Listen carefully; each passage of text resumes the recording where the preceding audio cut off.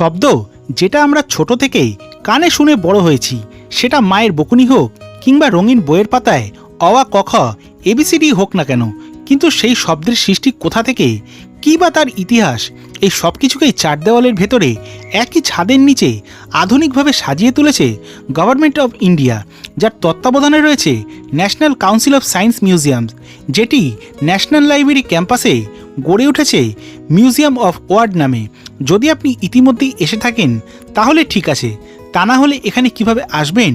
যারা দূর থেকে আসবেন তারা ট্রেনে হাওড়া কিংবা শিয়ালদহ স্টেশন থেকে সরাসরি চলে আসুন আলিপুর চিড়িয়াখানা, অথবা মেট্রোতে আসলে যতীন দাস পার্ক থেকে অটো করে চলে আসুন।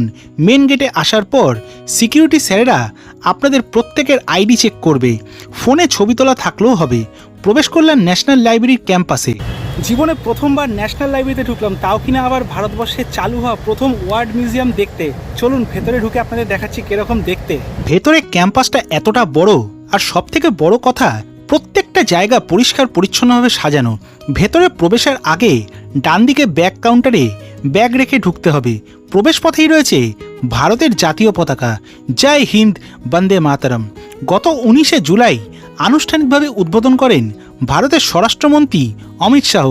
আগামী 15ই আগস্ট থেকে প্রবেশ মূল্য ধার্য করা হয়েছে জনপ্রতি 75 টাকা, 18 বছরের নিচে 20 টাকা, বিদেশি পর্যটকদের জন্য 500 টাকা এবং 12 ক্লাস অবধি ছাত্রছাত্রীদের জন্য সম্পূর্ণ বিনামূল্যে প্রবেশ।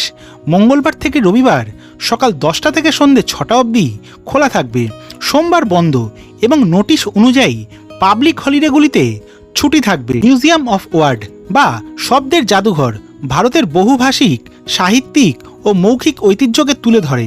এখানে ভাষাকে কেবল লেখা বা কথ্যরূপ হিসাবে নয়, বরং একটি গতিশীল শক্তি হিসাবে উপস্থাপন করা হয়েছে, যা বিভিন্ন জনগোষ্ঠী জ্ঞান, কল্পনা শক্তি ও সাংস্কৃতিক পরিচিতি গড়ে তোলে।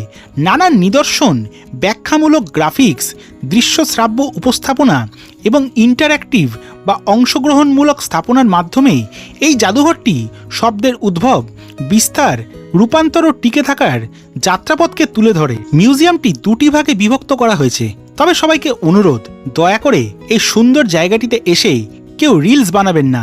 যেদিন ভিজিট করেছিলাম দেখলাম 40% মানুষই প্রায় রিলস বানাতে ব্যস্ত।